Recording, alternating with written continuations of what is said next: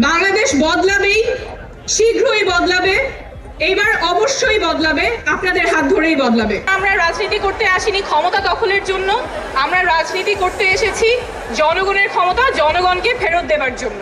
Doctor Tasnim জারা বর্তমান সময়ে একটি আলোচিত নাম। জুলাই বিপ্লবে কোনো অবদান না থাকলেও নতুন রাজনীতিতে আছেন গুরুত্বপূর্ণ পদে। জুলাই আগস্টে হাসিনা সরকারের পক্ষে থাকলেও গণ অভ্যুত্থানের পর বৈষম্য বিরোধী ছাত্রদের নতুন রাজনৈতিক দলের গুরুত্বপূর্ণ পদ বাগিয়েছেন বলে অভিযোগ উঠেছে। সামাজিক যোগাযোগ মাধ্যম ফেসবুকে তুমুল আলোচনার মুখে পড়েছেন ডক্টর তাসনিম জারা।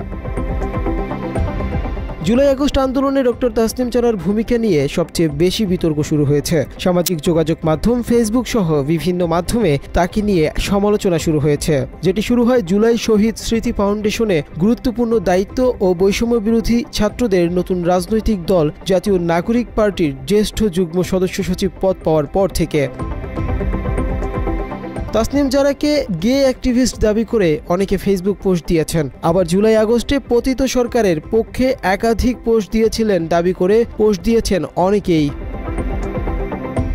ডক্টর জারাকে ঘিরে সমালোচিত পোস্টগুলোতে অনেকে আবার নিজেদের মন্তব্য জানিয়েছেন। গোলাম মিজানুর রহমান নামে একজন মন্তব্যের ঘরে লিখেছেন তার স্ত্রী ডক্টর জারার ভক্ত ছিলেন। জুলাই মাসে হাসিনার পক্ষে পোস্ট দেওয়ার পর তারা ডক্টর জারাকে আনফলো করে দিয়েছেন।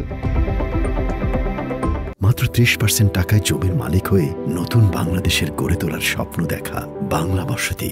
ইশতিয়াক হোসেন নামে একজন মন্তব্য করেছেন 30 জুলাইয়ের আগ পর্যন্ত সে হাসিনার পক্ষে ও ছাত্র জনতার বিপক্ষে পোস্ট দিয়েছেন। 5 আগস্টের পর অনেক পোস্ট ডিলিট করে দিয়েছেন। তাসনিম জারার ফেসবুক ওয়ালে 30 আগস্টের আগে অর্থাৎ আন্দোলন চলাকালে কোনো পোস্ট করেননি তিনি। জুলাই মাসের টাইমলাইনেও ফাঁকা। আবার ছাত্র আন্দোলনে কোথাও অংশগ্রহণ করতেও দেখা যায়নি তাকে, যে কারণে এ সকল বিতর্ক তীব্র হচ্ছে।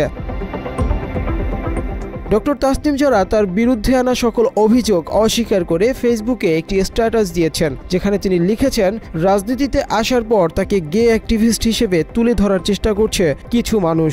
তাদের দাবি তিনি ব্র্যাকের সাথে কাজ করেন। এ বিষয়ে সত্যতা তুলে ধরবেন জানিয়ে লেখেন ব্র্যাকের সাথে SRHR নিয়ে সচেতনতামূলক 3টি ভিডিও তিনি তৈরি করেছিলেন। ওই 3টি ভিডিওই তার ফেসবুক পেজ ও ইউটিউব চ্যানেলে দেয়া আছে।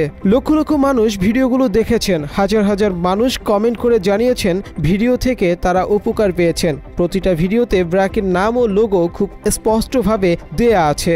সবশেষ ভিডিওগুলোর লিঙ্ক তিনি ওই পোস্টে শেয়ার করেছেন। তবে পোস্টে ডক্টর তাসনিম জারা তার বিরুদ্ধে অপপ্রচার চালানো হচ্ছে বলে দাবি করলেও জুলাই আন্দোলনে তার অবস্থান পরিষ্কার হয়নি।